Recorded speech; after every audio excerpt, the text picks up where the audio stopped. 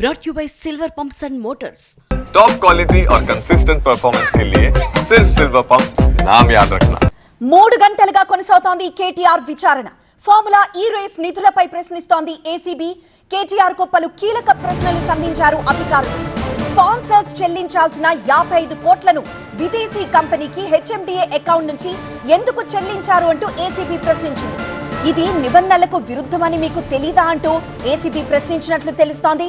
ఇక ఎన్నికల సమయంలో రూల్స్ ఉల్లంఘించి ఎందుకు డబ్బులు చెల్లించారు, నిధుల చెల్లింపుపై ఆర్బీఐ పర్మిషన్ ఎందుకు తీసుకోలేదు, ఇలాంటి ప్రశ్నలు సంధించింది ఏసీబీ.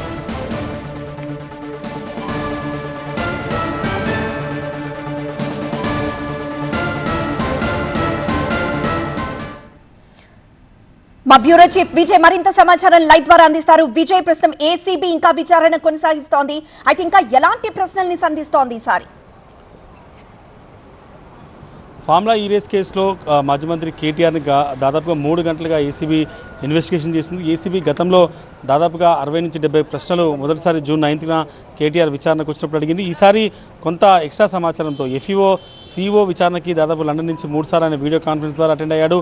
అతను ఇచ్చినటువంటి సమాచారం మేరకు కొంత సమాచారాన్ని కూడా ఏసీబీ తీసుకొని ఇప్పుడు కేటీఆర్ని తిరిగి క్వశ్చన్ చేస్తుంది. దాదాపు 3 అధికారులతో కూడిన బృందం కేటీఆర్ని విచారిస్తున్నారు. ప్రధానంగా ఈ నిధుల చెల్లింపు అనేది ఒక ఫారెన్ కంపెనీకి ఫారెన్ కరెన్సీని ఏదైతే ఈ అగ్రిమెంట్లకు విరుద్ధంగా మంత్రిమండలికి సంబంధించినటువంటి అప్రూవల్ లేకుండా కావచ్చు, ఫైనాన్స్ క్లియరెన్స్ లేకుండా ఈ డబ్బుల చెల్లింపు ఏ రకంగా జరిగిందనేది ప్రధానంగా ప్రశ్నిస్తున్నారు. మొత్తం దాదాపు ఇప్పటి వరకు 30 ప్రశ్నల వరకు కూడా మాజీ మంత్రి కేటీఆర్ని ఏసీబీ అడిగింది.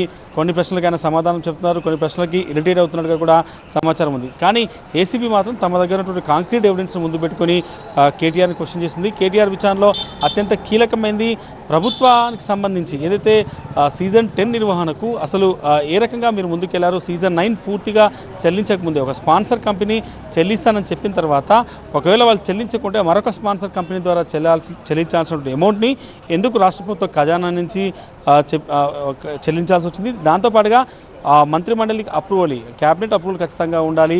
అంత అమౌంట్ని ఒక ఫారెన్ కంపెనీకి నిబంధనలకు విరుద్ధంగా పంపించారు. దాంతోపాటుగా ఎక్కడా కూడా ఆర్బీఐ గైడ్లైన్స్ని పాటించలేదు. దానివల్ల ఆర్బీఐ కూడా 10 కోట్ల పెనాల్టీని కట్టాల్సి వచ్చింది. కాబట్టి హెచ్ఎండిఏ బ్యాంక్ అకౌంట్ నుంచి అంత అమౌంట్ని రెండు దఫాలుగా ఫారెన్ కంపెనీకి పంపడం వెనుకాల ఉద్దేశం ఏంటి?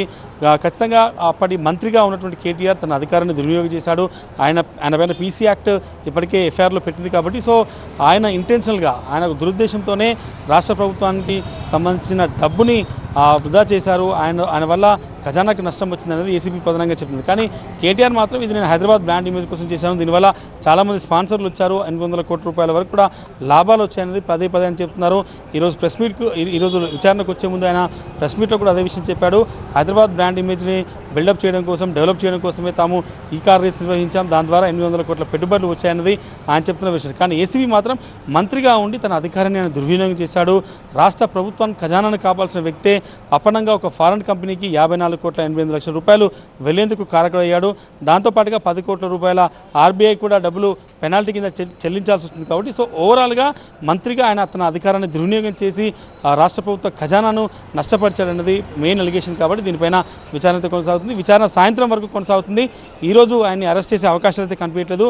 తిరిగి మరోసారి నోటీసులు ఇచ్చి పిలిచిన తర్వాతనే తదుపరి చర్యలకు ఏసీబీ ముందుకెళ్లే అవకాశం అయితే కనిపిస్తుంది.